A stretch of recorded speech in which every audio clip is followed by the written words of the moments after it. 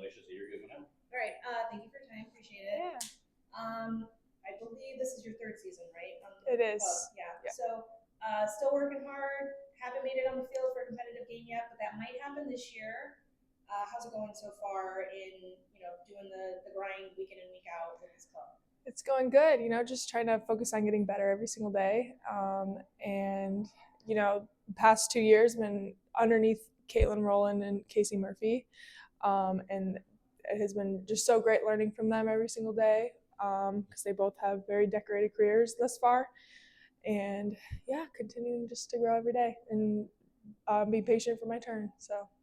You have moved up in the pecking order, so you're getting on the bench now on a consistent basis.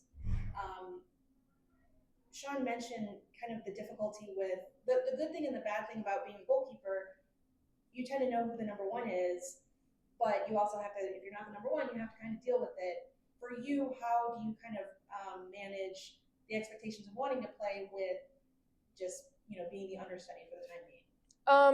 I think a lot of it is just like knowing your role on the team and just trying to make the most of it. In our like culture meetings with the team, like we talk a lot about knowing your role and like making the most of it. And so just embracing like, yes, I'm going to be on the bench and just being like the biggest supporter that I can for my team while I'm on the bench. And then, yeah, just working hard in training and just, it's definitely a grind, like knowing that you're not going to get on the field and having to show up every day, like giving it your all, but just fully embracing that and knowing that like the time will come and just keep working hard. Yeah. In the offseason, you went to Monterrey, Mexico to train with Rayadas. Can you tell us a little bit about your experience in going there? Yeah, it was a great experience. I went with Brianna Pinto, and yeah, it was just really cool to see like firsthand the inner workings of the club there. They took us in with open arms. The girls were so nice.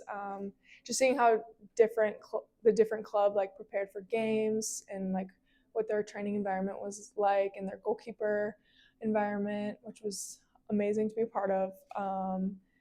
Yeah, and we got to do some exploring off the field too, try some cool foods.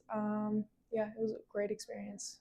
Yeah, what was can you go through maybe some of the differences as far as approaches in training between Monterrey and here? Like, what were sort of the noticeable differences, I mean, besides the language? Yeah, I like honestly can't tell you too much, just like from film sessions and stuff because I couldn't understand a lot. But from like goalkeeper standpoint, like when I was there, we were like hitting a lot of sidewinders. Like the goalkeeper coach was trying to teach me how to do it.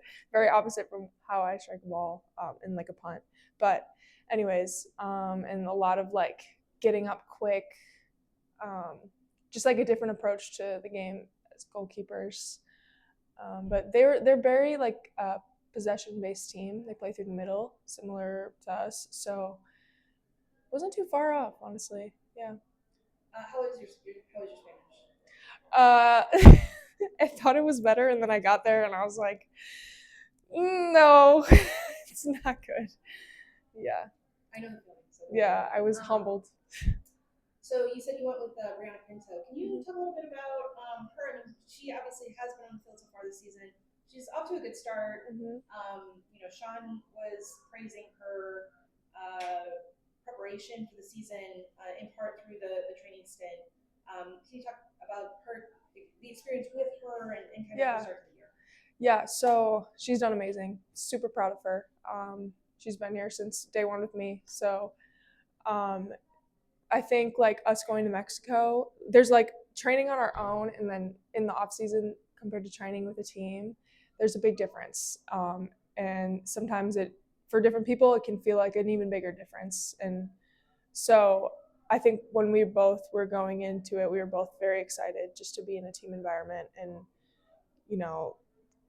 just get used to playing with a team again. So when we did come into preseason, we'd be like prepared for that. So yeah, she made the most of it in Mexico and she is crushed it in preseason, crushing it now. So very excited for her. I talked to Nick a few minutes ago. He said that one of your favorites eating-wise in Mexico is chilaquiles. Yeah. I saw the quote, Mexican breakfast is elite. Oh, yeah. Top tier. Yeah, so tell us a little bit more about the culinary delights of your trip. Okay. Yeah. Well, where we were in El Centro of the city, so very like walkable and a lot of like little hole in the wall cafes and stuff. So like we were having Mexican breakfast for like breakfast and lunch, and so we got chilaquiles a lot. Molletes was also delicious. And like having that at different cafes, like and how they did it differently was like really cool. And then we also went to like a mom and pop like restaurant for dinner once, and it was like $5 for like 5 different things on, like on a plate, like an enchilada, a taco, like a flauta, all that. And we got 2 plates. It was awesome. But yeah, that was a really cool. It was just cool experiencing being immersed into the culture like that. Yeah.